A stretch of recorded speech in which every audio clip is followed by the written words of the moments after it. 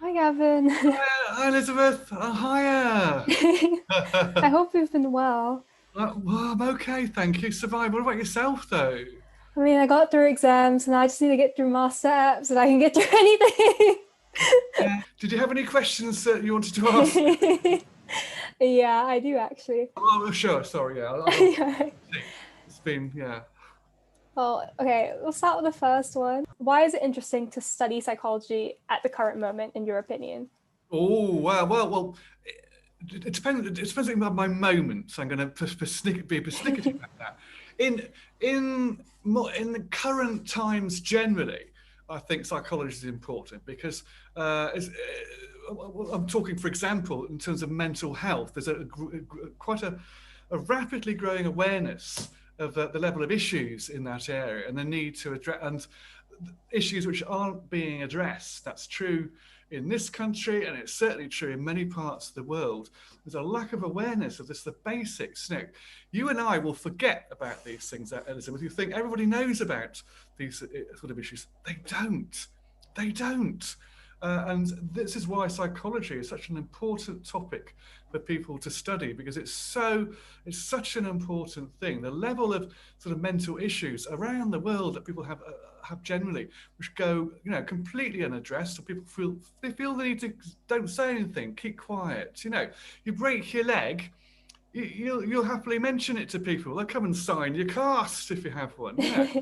But you have some sort of issue, you're feeling really, really bad in some fashion, you'll keep quiet about it. And you'll probably keep quiet about it in this country still in 2021 as well. So, in generally speaking, psychology is such an important, I would have thought, growing area of interest in many parts of the world. I hear this from other students, actually, from other parts of the world. They say the same thing. There's a complete lack of understanding of these issues and a great need for more education in this area. But in terms of the real moment right now, obviously we have this little thing called COVID going on. It's even more important to have an awareness of these sort of mental health issues.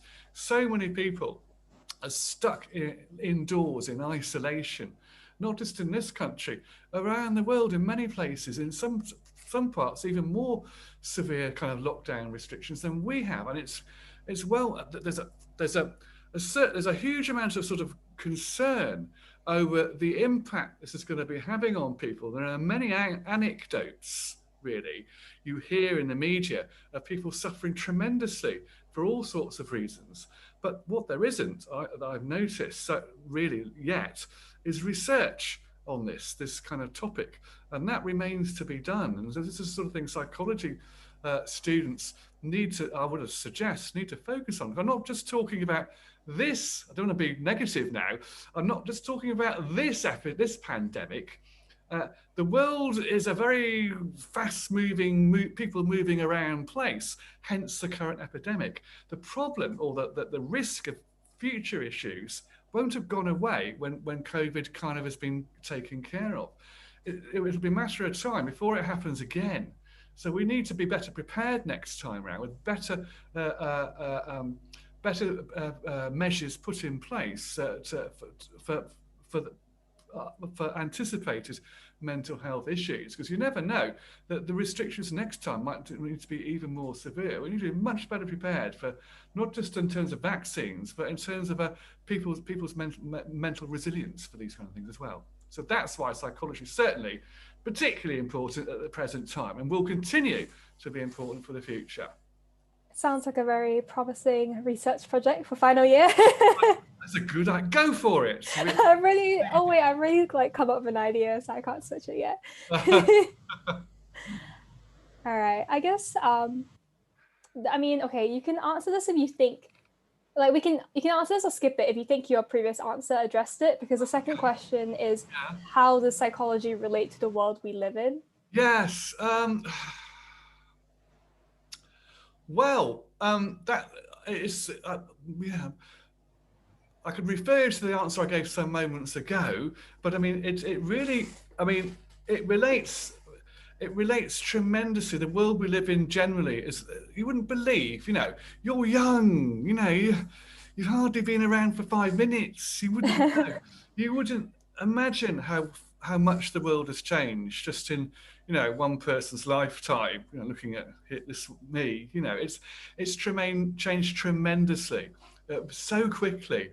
It's incredibly stressful. I think that the outcome of that in terms of people's ability to cope with it all, there's a huge lag in terms of adjustment to society, in terms of people's ability to feel comfortable in the world around them. There's a massive time lag between the changes and the subsequent societal adjustments. And this is why psychology is particularly crucial in terms of addressing, first of all, it's not just a matter of people making these claims in the newspapers or on Facebook like that, or Instagram or whatever, making all sorts of, or Twitter's at the moment, isn't it? It's not enough for people to say this, I think this, or I think that. That's the kind of thing that gets us in the kind of mess we've been in lately in certain parts of the world.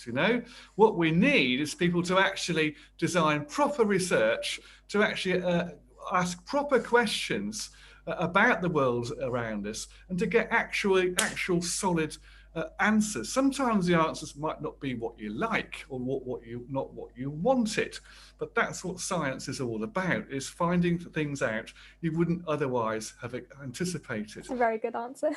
Thank you. Okay, the next question is, why is psychology cool? Yeah, well, I'm too old for that one. I don't tell me on that. You're young and cool, I'm just like, why is it cool? What do you think?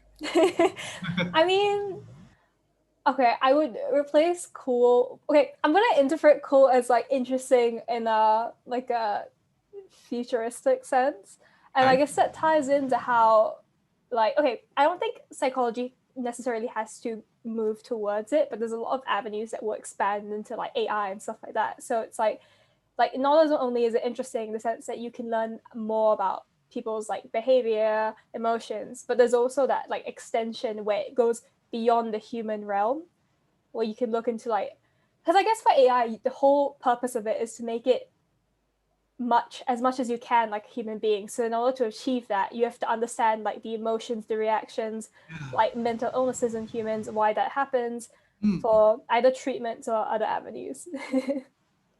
I think that's a great answer. Well done. Thank you. I think you convinced me psychology is cool.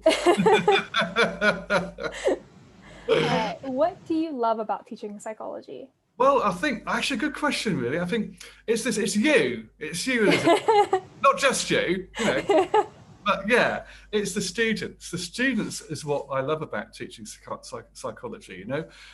It's the enthusiasm, that comes from the students. There's an energy that you get from the students.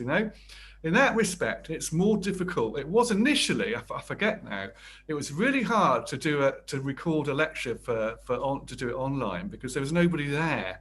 And so it was very, very difficult. I got used to it, but only by mentally, there's a little camera here, there's a little red bit there, a little blue bit there. I'm imagining all you students looking at me, but I've had to sort of put this mental strategy in place. What I loved about it normally, which is how it will be this autumn, I'm sure, is literally walking into that lecture theatre and all those students are there and they're all keen. They're all sort of, they are. They're all they're all keen and they all pay attention, and they're just lovely. They're just really, really nice, and how they're so interested in the subject. They may want to go into advertising or into research or into a variety of things, like AI, programming, and all sorts of things. Lots of them want to be clinical psychologists. But they're all so smart, seriously, you guys are so smart. I don't think you realize, how good you are, hardworking, smart, just fantastic. And it's basically seeing the appreciation, I think, from you guys. It's being appreciated is what I love about it, putting all the effort in, but you guys are also appreciative. And that's what I like. Now I miss first year and second year lectures. There's nothing to stop you. You can come along to them now if you want. They're all there to watch. That's true. Right. What do you think is special about our department? I think there's a few things. I say again, the students I think are particularly special. They really are. Really, we get really good students here who are just really you've all you've all worked really hard before you come to York, and it really shows. You're all extremely keen. The enthusiasm from the students is what fires us up, I think, as well, and keeps us on our toes. But other things, in the department itself, it's I mean, I'll ask you. I'm going to throw that back at you in a minute, as well. It's about your experience as well. But I think I like the university as well. The university is great because it's got its own campus. Okay, which is quite beautiful. Some of it with the ducks and the lakes. You can feed the ducks and walk through the lakes and things. To be outside right now. I used to go for a walk every lunchtime. I would get out of that chair, Gavin, so I've been there all morning, and I'd go out for half an hour's walk around, a loop around the campus. It's really gorgeous, some of it, you know? But it's not, some campuses can be like 20 miles from anywhere in the middle of fields. It's not, it's on the edge of York. And so within, what was it, 20 minutes or less really on the bus, isn't it? Something like that to get in. You can get right in the middle of York, which is sort of, again, it looks really good to visitors. You've got the York Minster there, which is gorgeous, and the medieval bits are absolutely beautiful, and lots of little shops, little ones. It's not too big and it's not too small, and it's just right. You know, what do you think? What do you think? I think when I was applying for universities, like the things that I found really important were like on campus, like because like I like the notion of colleges just because I did think about applying to London, but I was like, well, I don't want to have to like transit, you know, like 20, 30 minutes from where I'm staying to where I'm studying because I want like that kind of environment. And also like specifically to psychology, I noticed that in comparison, or like I think it was on par when I applied with like Oxford and Cambridge for student satisfaction. And it was even higher in terms of that than some of the other universities that were above it at that time. Like, I feel like after studying there for almost 3 years, I can see like, obviously, you know, like with COVID and like, there's all this like disgruntled cry, oh, you know, we wish this happened and everything. But ultimately, I think the university, the academic staff, and the student union does do their best to accommodate to us. Yeah. I think it's quite a friendly kind of university, is my impression. The students all seem to get on and do. I think they get up to a lot more normally than they'll tell me. But my impression is you have a good time normally. Okay, pretty much. The teaching's all within the department, which is nice as well. All of the same things. It's all quite in-house, which is quite nice, really. You know? So yeah, I think these are the sort of things I think which are special about it. I think the last question I have for you is: do you have any favorite teaching moments? Well, I suppose. I mean, there's one that did come to mind. I have to say when I saw that. When one thing, you know, I'm particularly keen, you know, especially when people have just come to university and things. It can be a bit, you know, it's very stressful for anybody coming to university. And so I tend to try to do my best to make them feel at home when they come to York. So I encourage students to send me pictures and things from back home, you know. And so I do begin all my lectures with pictures that students have sent in to me. To show to all the other students. So we spend the first few minutes of every lecture just sharing some experiences of back home. I think that's always, frankly, my favourite bit. Those are my favourite teaching moments, I think, actually, is sharing these things with students as people. Yeah. You know, with lives of their own, not just people just sat there, you know, and taking notes. So those are my favourite parts, actually. I feel very privileged. Basically. Well, I do miss cute animal pictures every lecture. Thank you. All right. Well, I've finished up my questions. So, if you have anything you'd like to add or say? I don't know. It's a sort of thing I could talk to you all day, really. But I imagine you've got other things to do. Your project. I can't wait to get back to my master apps. I can try and sum up in some fashion. I think psychology, generally speaking, it's an important subject for people to choose. And I honestly think it's obviously particularly important right now, but I don't think that's going to go away when COVID sort of goes away to a relatively normal situation. I think it's become increasingly important, this kind of subject. I'm thinking, apart from the more rapidly changing society, we need to try and adjust to it.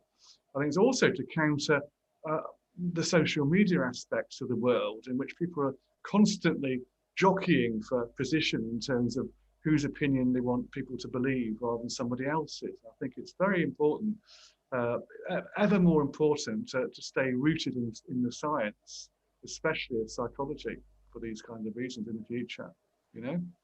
Yeah. Okay, what do you think? I think that's I couldn't have done it better myself. Did you want to summarize in any way, or what do you think? I mean, I love how I said I probably couldn't have done it better myself. You're like, all right, time. Okay. I'm sorry. Oh, no, right. it's all right. Okay, well, great. It's lovely. Right. We should do some more chats. I might take you up on that. It's nice to talk to someone. Please do, seriously. That'd be lovely. Okay, I'll send you an email later. Okay.